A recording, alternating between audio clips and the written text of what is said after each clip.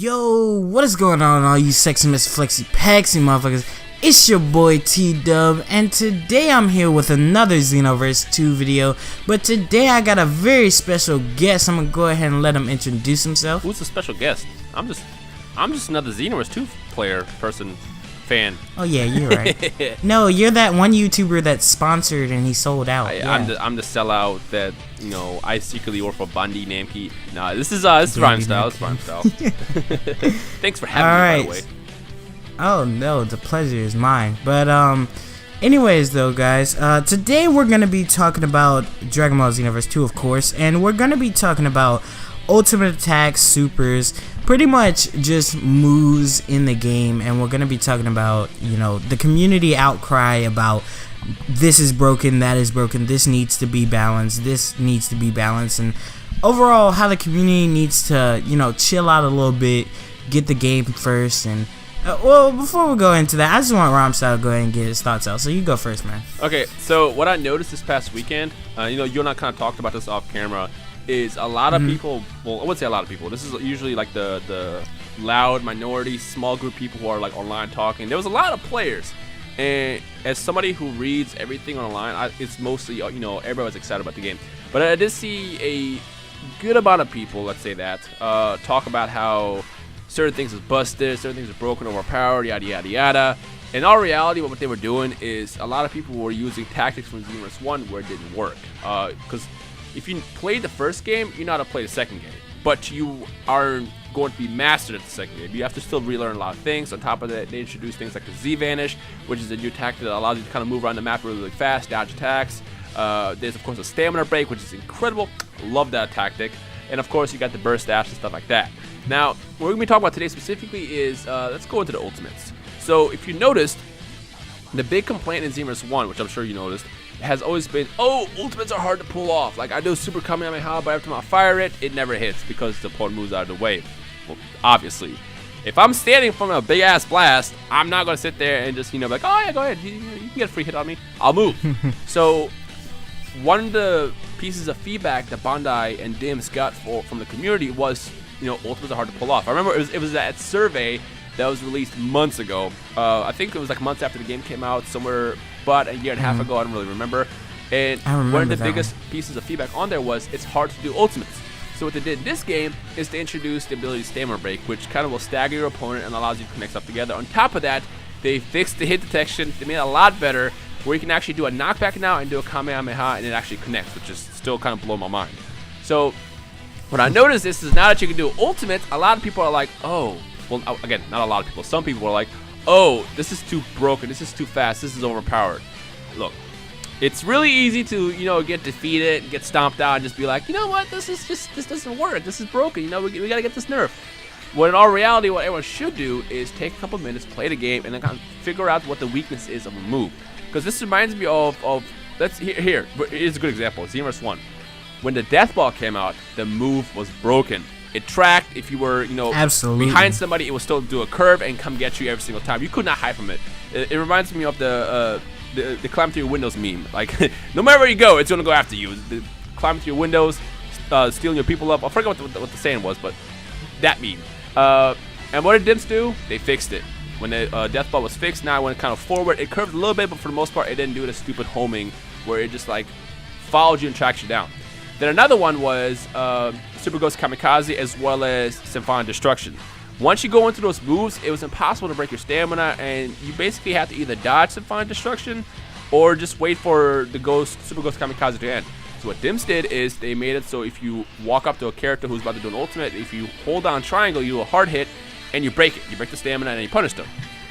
That's examples of broken moves or broken abilities. Now, the moves themselves weren't really busted. It was just that they had certain advantages that you really couldn't avoid that much.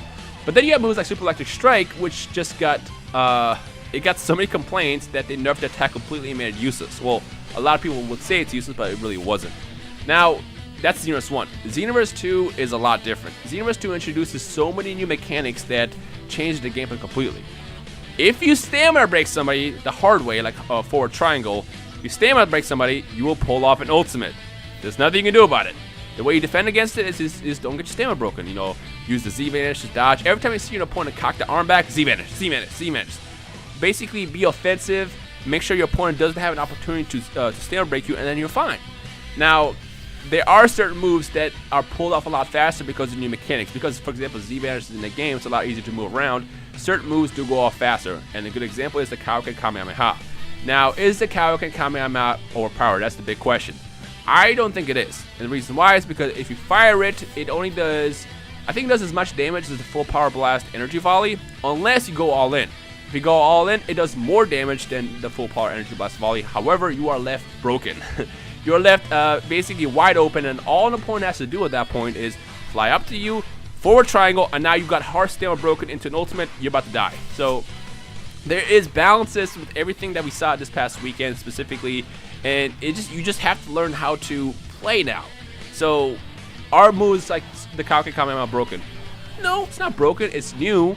It's strange, and I don't really know how to dodge it yet. That's what most people might be thinking, but because you are unaware how to play with it, doesn't mean it's broken. So the whole point of this ramble slash rant slash whatever you want to call it is to just basically say, yo, when Xenoverse 2 comes out, give it a couple weeks, play, learn all about the super moves and ultimates available in the game, and figure out what beats what. Like, for example, another good example to point out is the Piccolo counterattack.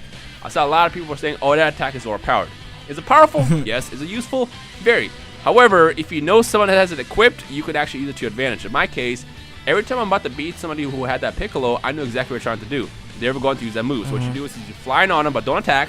And I swear to God, most of the time they'll try to activate the ultimate. What do you do next? You grab them. Wait a second, grab them and punish them. Or when they cock back, just do a stamina break. Like, there's a lot of ways so you can play and learn how to use certain things to your advantage. Like, having the Piccolo counter is an advantage to that player, but at the same time it's also an advantage to you because you know they're going to do it.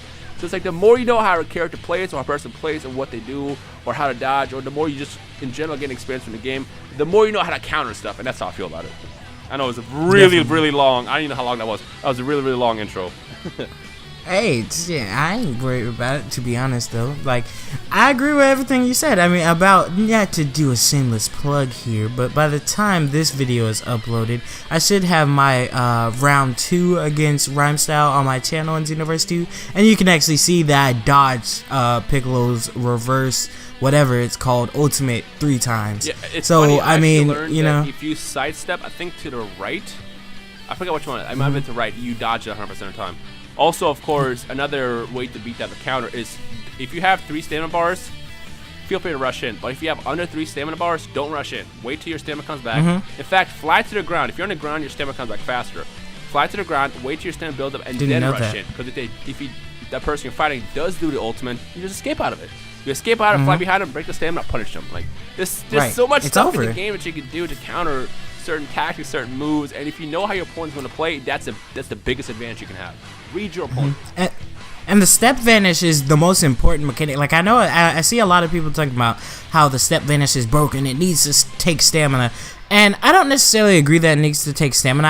I do think that after you use it, it does need to get rid of those invincibility frames. Like, once you come back into visibility, like, it should be like, you can punish that. Because honestly, I seen a video where somebody was trying to run with that, and they used the burst dash and everything to catch them, but the invincibility frames on the step vanish would not allow them to hit them and to punish them for that. But I'm glad you brought that up, because that's an example of something that's a little bit on the OP side and needs to be balanced.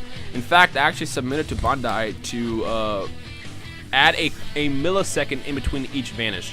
Because right now, if you time it right, you can burst dash into someone who's Z-vanishing and catch them. Or you can do an ultimate attack, or a key attack, or a punch attack, if you time it right, though.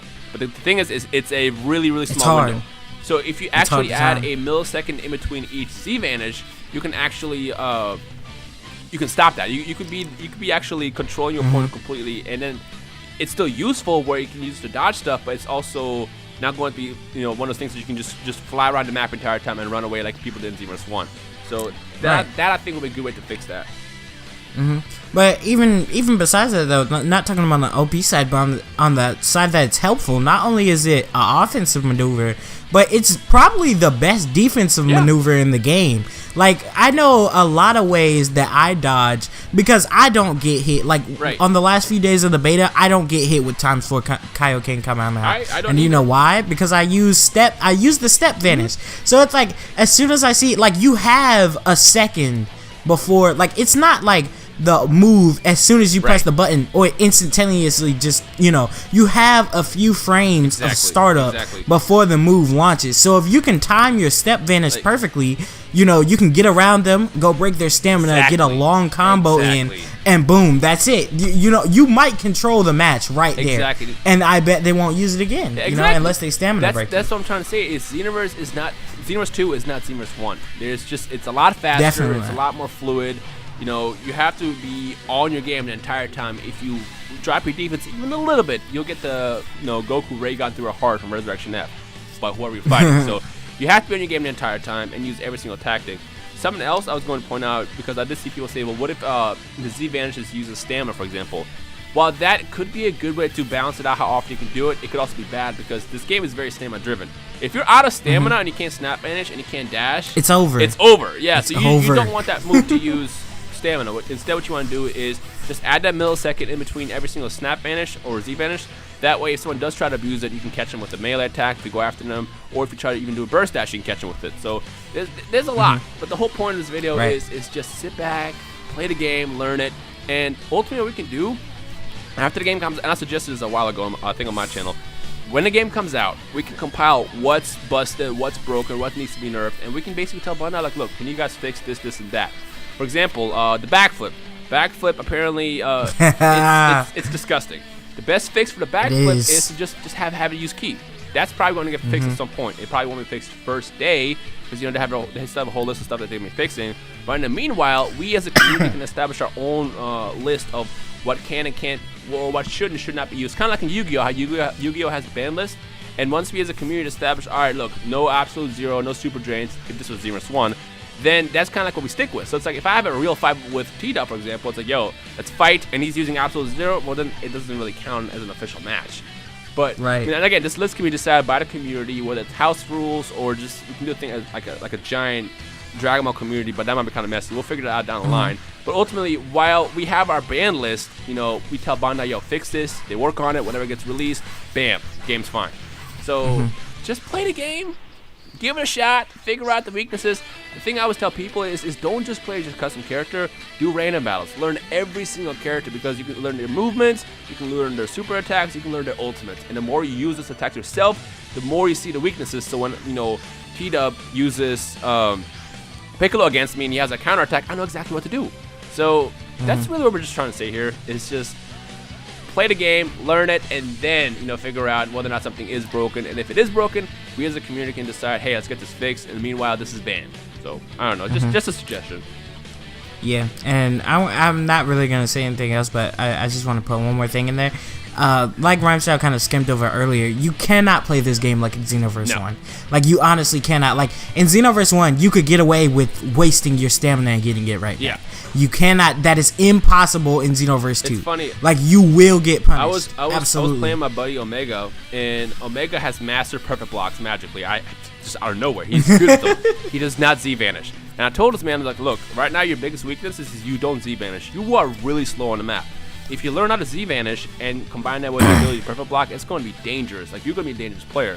But for now, you can't not utilize every single feature. You can't not use the burst dash. You can't not use Z-Vanishes. You cannot have to use everything. Yeah, you have to use everything. Kind of play around, learn it, and then from there, you know, become the greatest in Canton City. So, yeah. Like, Xenoverse isn't one of those games, and like I said, I'm going to get out of here, I promise. But Xenoverse isn't one of those games where it's like, it doesn't, like, of course you need to know how to do combos so you can punish your opponent, but it's not a combo heavy game. That's not what Xenoverse relies on. What Xenoverse relies on is kind of like, and I hate comparing it to this, but it's kind of like Storm. You have to manage everything. You have to manage your ki. You have to manage your stamina. You have to know the mechanics. You have to know how to use burst dash, how to step vanish, how to Z vanish, how to break stamina, when to break stamina. You have to know all of this stuff, because if you're not, the skill gap in Xenoverse, especially Xenoverse 2, comes down to who has mastered the mechanics, not who can do the best combos. The last thing I will say is, I even noticed this past weekend is people were conserving the stamina a lot. Because like in Xenoverse 1, it was so easy to just snap vanish until you're out of it, and then you just kind of drift and figure out other ways to get out of it. In here, you sacrifice getting a combo on you so you can conserve your stamina for a potential attack later. Because like I know if my stamina is out, my opponent is going to use a combo or go into stamina break, and then that's it. Is the end of the match. So learn how to play it. You know, really dive into it, and then from there, you'll notice that certain things that you might have thought is overpowered really isn't. So, I'll say this. Here's the question. We'll drop a question in the video. Of the attacks that you faced in the Xenoverse 2 beta, which one do you think was quote-unquote overpowered in your opinion, and why? And then I want everybody else who's watching this video to go through the comments now and also basically respond your own thoughts. Like, oh, Kaioken Kamehameha, well, it's not overpowered because it had some weaknesses because yada yada yada yada. Supernova, well, it's slow, but you can get a stamina break. Like, kind of just talk amongst each other. Giant Namekians. Yeah. Giant Namekians, yeah. And the thing is, I don't want to make an opinion on Giant Namekians yet either, because I only fought like 3. I got destroyed by 1. I destroyed the other because I'm the Freezer race, and the second I see a Namekian transform, I just do my Ki Blast, and that destroys stamina. So there's ways to beat stuff, and there's stuff that balances each other out. But again, until we play a final game, we can't really quite make a final verdict on what's broken, what isn't, and once something is broken, we'll get it fixed. Yeah, I'm done. So anyways though, I hope you guys enjoyed the video. For the 2 of you out there that do not know Mr. Rhymestyle, I would definitely link his channel down in the description down below. He does 10 times better content than me, but I'm still that boy, so anyways though, yeah, that's pretty much it. Got anything you want to say? That's all. See me in Xenoverse 2. If you see me in Contact City, fight me. I just can't wait to play. I'm excited. I'm super excited. Me too, fam. Next week. Yeah. I'm telling you. But yeah, that's been it. Let me know what you guys think in the comment section down below. This has been your boy T-Dub, and I'll see you guys in the next video. Peace out.